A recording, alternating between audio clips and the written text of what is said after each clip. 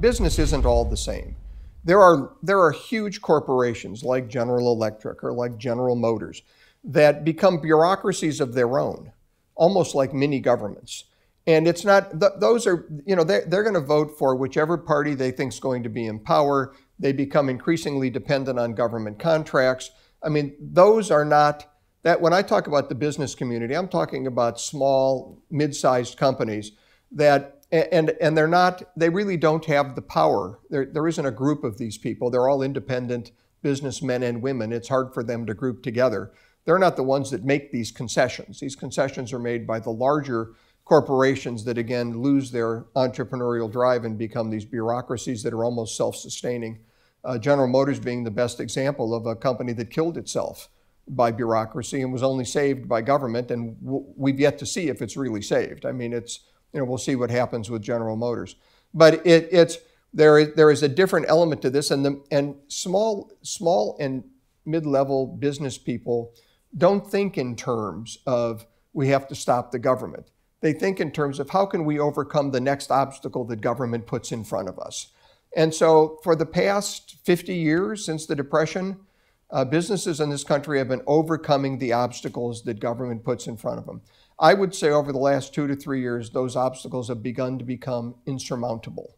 So that businesses are now saying, I don't know that we can overcome this next obstacle. And it's, they're adding up. It's the deficit, it's the debt, it's federal spending, it's federal regulations. It's a lot of things that government, the oversized government has created these problems.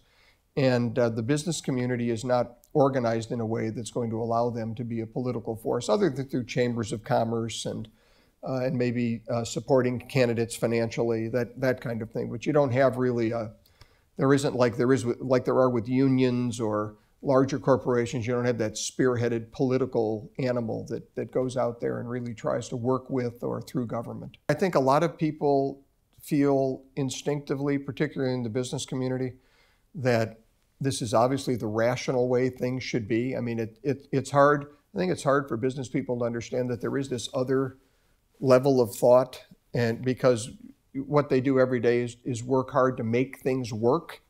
And you don't really understand the other side working to make you stop making things work. So I think there's a lack of perception, although it not so much anymore. The last couple of years, it's really turned around where people are saying, whoa, enough is enough.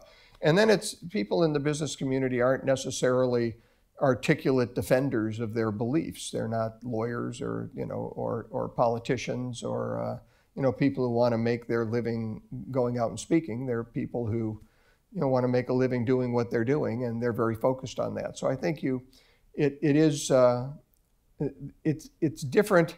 People who go into business are different than people who go into, for example, politics or journalism. They're just a different kind of person.